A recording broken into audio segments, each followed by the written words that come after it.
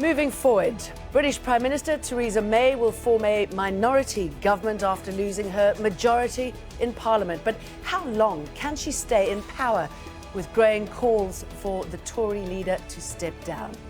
This is Inside Story.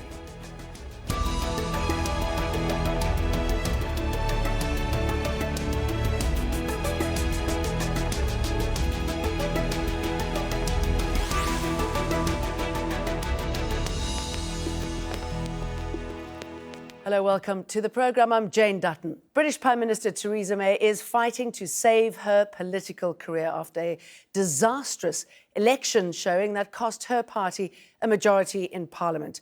On Friday, May addressed the nation saying she has struck a deal with the Democratic Unionist Party to form a minority government. The Prime Minister says what the United Kingdom needs now is stability and not division. What the country needs more than ever is certainty. And having secured the largest number of votes and the greatest number of seats in the general election, it is clear that only the Conservative and Unionist Party has the legitimacy and ability to provide that certainty by commanding a majority in the House of Commons. Despite Theresa May's enthusiasm to go forward, the leader of the Scottish Nationalist Party, Nicola Sturgeon, says it is time for her to move on. Sturgeon says May has lost all authority and credibility. She says the Conservatives were reckless, and Sturgeon is promising to form alliances with any party willing to keep them out of power. We will work with others if it is at all possible to keep the Tories out of government.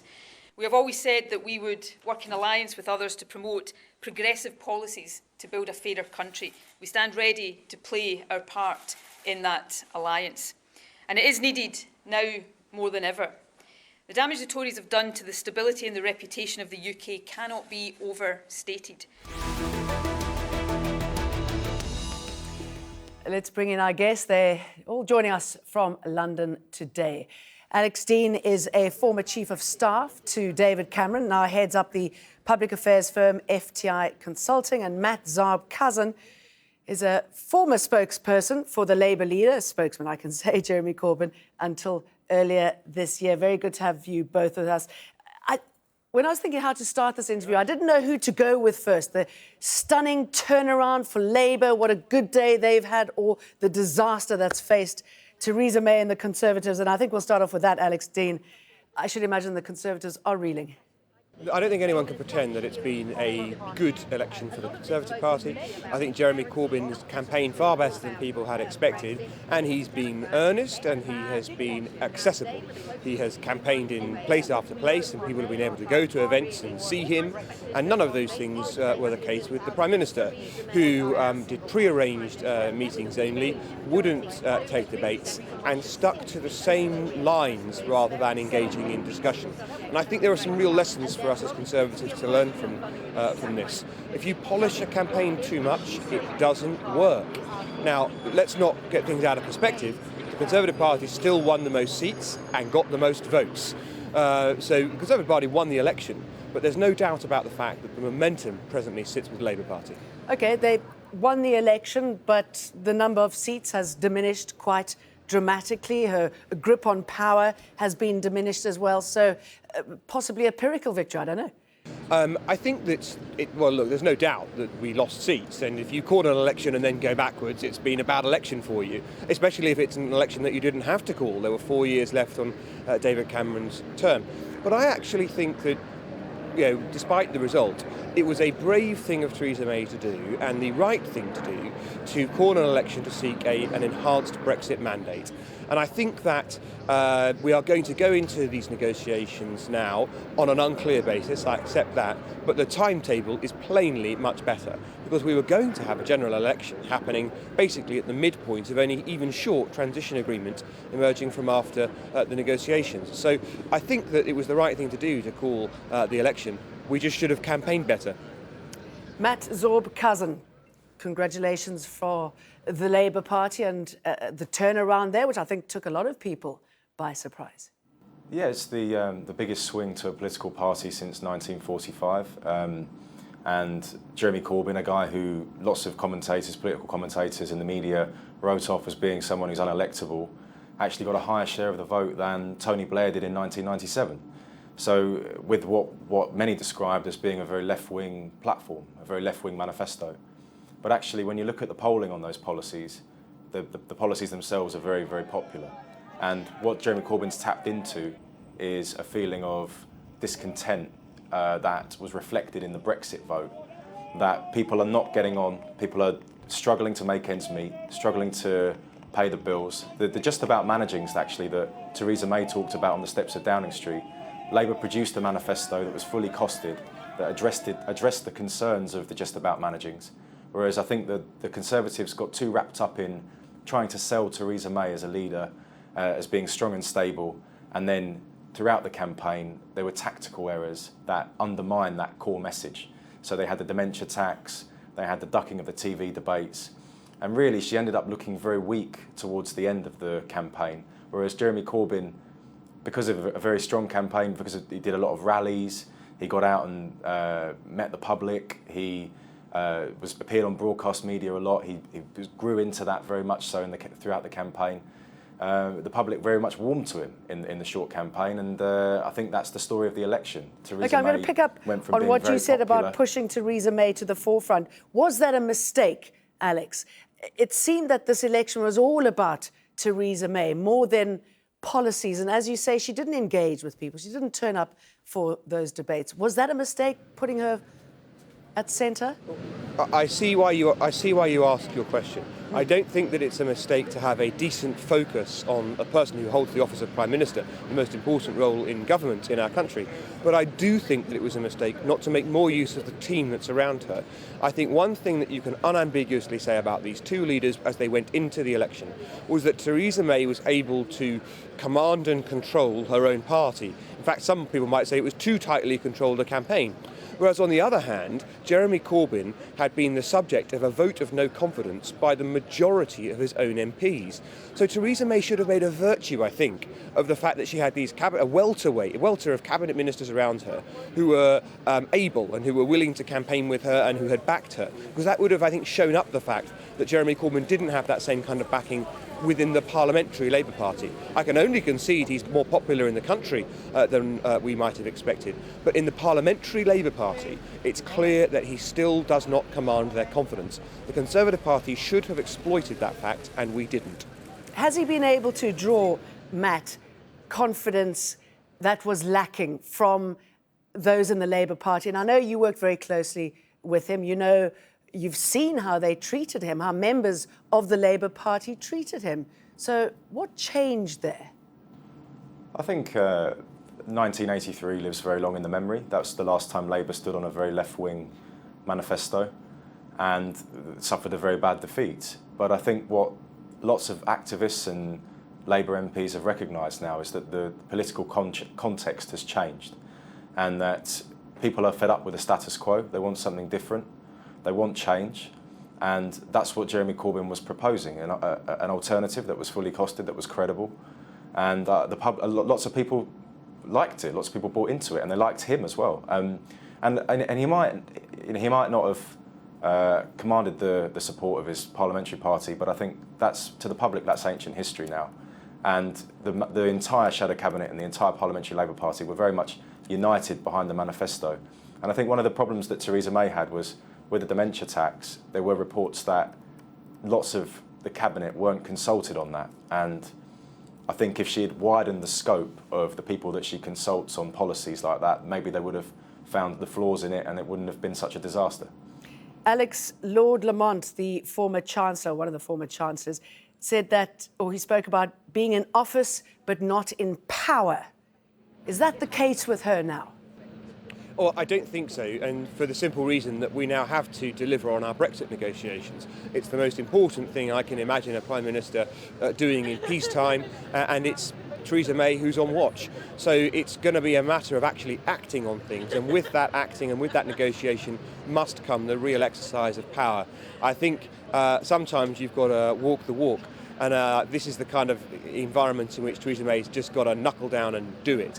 She's going to stay in number 10, fine, but you've now got to do the negotiations, and that's what's going to demonstrate what power is. It's going to be harder, frankly, because the number of Conservative MPs has gone down, but it can still be done, and it must still be done. OK, how's it going to be done? There are so many within the party who are against her. She's going to have a very slim majority of one at this stage if she joins up with the DUP party. So where's her leverage? Where's her bargaining power?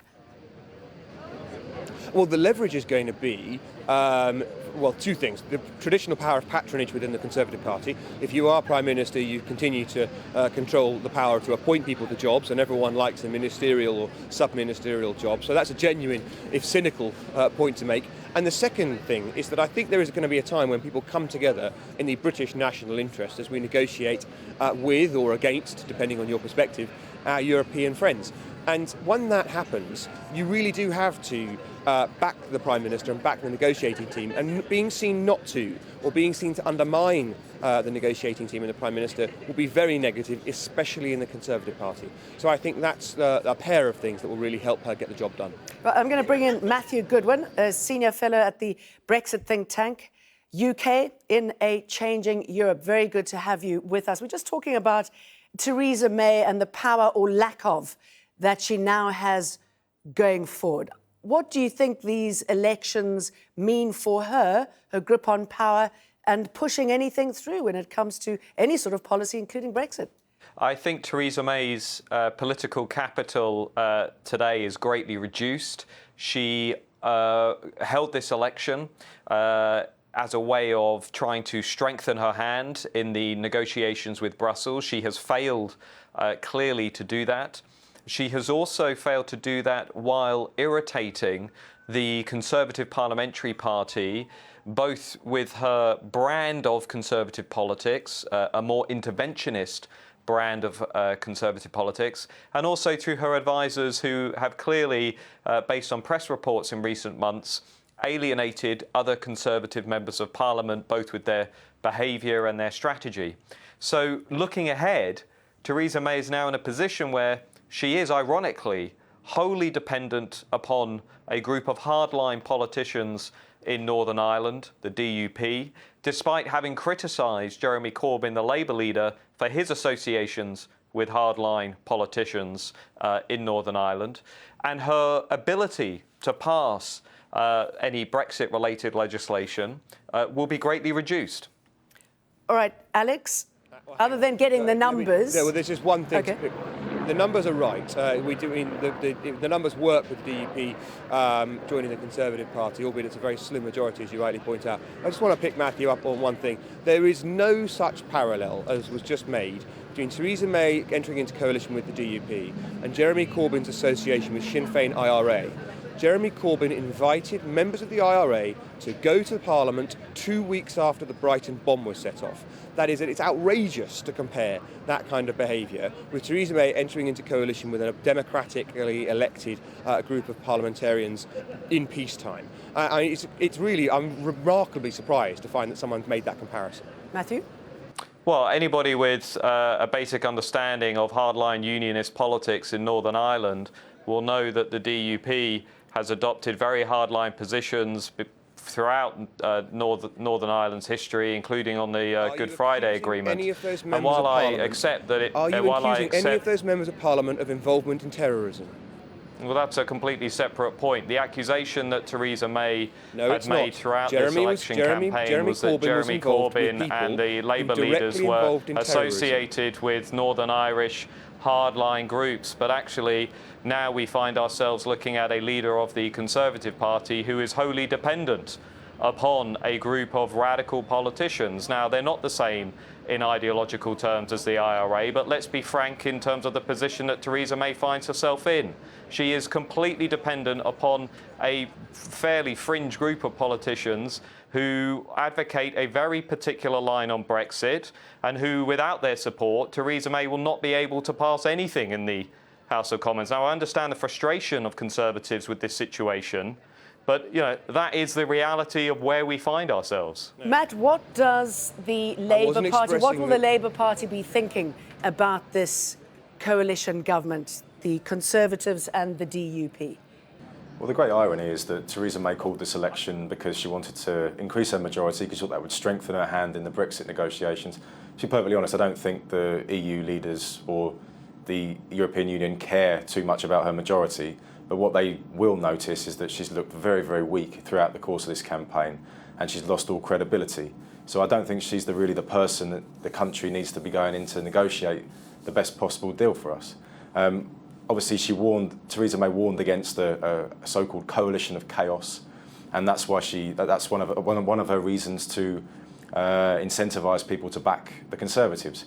And the great irony now is that she's going to enter into a coalition of chaos of her own with the DUP. All right, let's have a quick look at where we are now, some of the results so far. So it puts the Conservatives winning 318 seats. That's down from 330 and short of the 326 needed for a majority. The opposition Labour Party mounted a strong challenge, as we've been discussing. It's won an extra 30 seats and now has 261. As we've also said, May will now form a minority government with the help of the Northern Irish Democratic Unionist Party, or the DUP, which has 10 seats, brings 10 seats to the table. And Nicola Sturgeon's Scottish Nationalist Party also lost big. Its plans to hold a second referendum on independence has suffered a setback. The party now has 35 seats, down from 56. So gains and losses in this election. And I'm just going to go back to you, Matt, and I'm just wondering where this leaves the Labour Party. I mean, will you push for a vote of no confidence? That's a very good question. I mean, it's not my decision, but I think if there was a vote of no confidence, I believe Theresa May would lose it. I think it's very important that we ensure that the right person carries forward these negotiations. They're incredibly important for this country, and I don't think the campaign has shown that Theresa May is up to the job. Matthew, is Theresa May up to the job? Well, I think it is clear that Theresa May is damaged goods after the result. I think it's important, on the other hand, that we remember that the Conservative Party did convincingly win the largest share of the vote, and also by some way the largest number of seats. So the Labour Party still has quite a bit of work to do in terms of ever winning a majority within the British political system. The big question now for the Conservative Party, in my mind, assuming Theresa May clings on with the support of the DUP, is how it can revive its strategy. Theresa May has clearly failed to hold two groups of voters. She was assuming that she could win over the white working class in pro-leave areas that voted to leave the European Union, while also holding the socially liberal middle class voters in more urban areas in big cities like London. But what we saw last night was the Theresa May offer, if you want to call it that, be completely rejected in London, including in some key Conservative territory and nearby territory like Canterbury, for example, while also Theresa May failed to make enough gains in those more northern industrial areas to offset those losses. So the Conservative Party, I think, needs a really big internal debate about how it can build a new political strategy that can appeal to these very different groups.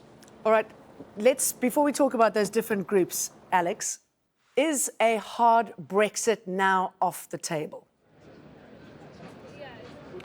I don't really accept your terminology, and we're going to leave the European Union. We should leave the single market, or as the Europeans often call it, the internal market, in order to genuinely have control and freedom over our own economy. And I think that's still what we are going to do. I'm afraid, just like throwing around the terms of minority or majority government inaccurately, using the term hard or soft Brexit is just not helpful. We are going to leave the European Union, and we're going to negotiate the best possible deal for the United Kingdom with the European partners that who remain in the Union that we leave behind. That's just how it is, and talk of soft or hard Brexit I don't think is particularly helpful. But no, I don't think this election result limits that which is available to the negotiating team going in to discuss this issue on behalf of the United Kingdom. In fact, I think given the timetable is now improved by having an election now with a full 5-year, potentially 5-year time before we next have to have an election, I think in some ways the United Kingdom's hand is improved. Matthew, when it comes to Brexit negotiations, I mean, she is considered now damaged goods. I'm just wondering what the viewpoint of the EU leadership will be. I mean, do they have to give in to her demands now? I mean, they're going to play it tough, right? Well, that is the fascinating question that we should consider. What's the view in Paris, Brussels and Berlin this morning? They have seen a British Prime Minister U-turn consecutively. First, in terms of holding the elections, she said she wouldn't hold, reversing an earlier pledge on national insurance, reversing or at least significantly modifying a policy on social care, and then not strengthening her hand on Brexit as she promised she would do. So this result, as seen from those European capitals across the Channel, I think would lead them to make a very simple conclusion. The moment you pile pressure on Theresa May, the moment you turn up the heat on this particular party leader, she is not capable of pushing back as hard as perhaps another political leader in this situation might be able to do. They've made it clear this morning as well. The Article 50 clock is ticking. They've made it very clear that through the tweet of Donald Tusk that they don't intend to change that end date. And we are simply, the reality, you talk to anybody in Whitehall, the simple reality is we are very unlikely now to meet that deadline of March 2019 by when we will have negotiated the exit deal. So, Okay. Never mind the possibility of throwing in another general election perhaps next year. So it's not looking at all strong and stable. Okay, I'm going to pick up your comment about the next leader, a possible potential leader. I mean, we talk, you're hearing already about another election, though I'm sure voters are suffering from extreme fatigue. Matt, I'm just wondering how the Labour Party and Jeremy Corbyn will be focusing on the Brexit issue now. I mean, is there a feeling that Jeremy Corbyn could be the man to take over if we were ever to get into that position? Well, as Matthew said, the clock's ticking and the negotiations start in 11 days. And if Theresa May, as I suspect, comes under pressure from her own party, I believe she's lost the confidence of her own MPs, then that arrangement that she has with the DUP may fall apart. The DUP, I don't believe, are going to accept the terms of Brexit that she wants. So in that case, we'll be left with one option alone, and that is for Jeremy Corbyn to negotiate the deal. So I believe that obviously Labour have had a very clear position on Brexit. We want tariff-free access to the single market. We want to protect jobs. We want a Brexit that works for the many, not the few. And I think that the public have accepted that and can see that Labour respects the result of the referendum, and that's why a lot of the UKIP vote came over to us. Yeah, I'm wondering, other than demolishing the UKIP party and Nicola Sturgeon's party suffering massive losses, if anything was really achieved from this election, Matthew, or if it's possibly one of the most pointless elections in British history. Somebody said to me before the votes were counted, wouldn't it be funny if Theresa May came out with a majority of 17 or 20 as if all of this were nothing? And I laughed and thought at that time that was a distant possibility. Actually, the outcome was worse. Her majority is even smaller than it was before she called the election. And I think really that is a pretty damning indictment on its own, and I suspect that in the future historians will look back at this as exactly as you allude to, as a political decision that was taken in haste, that really failed to deliver the key political advantages that Theresa May had hoped that it would deliver, and meanwhile fragmenting the Conservative coalition. Let's not forget, they've lost key territory, like towns like Canterbury. They've not connected with young millennial Britain. And all the while, Jeremy Corbyn, who was widely derided by the media, by pundits, by commentators, by academics, by pollsters, has come through this election now Okay, Matthew, with much more sorry, political capital, will unify his Labour Party, we've run out of and with time. a younger electorate. Gentlemen, thank you. Yes, I mean, the young electorate came out in record numbers as well. Matthew Goodwin, Matt Zarb-Cousin and Alex Dean, very good to have you with us. And thank you too for watching. You can see the programme again anytime by visiting our website, aljazeera.com. For further discussion, please go to our Facebook page. That's facebook.com/AJ Inside Story. You can also join the conversation on Twitter. Our handle is @AJ Inside Story. Goodbye. Thanks for watching.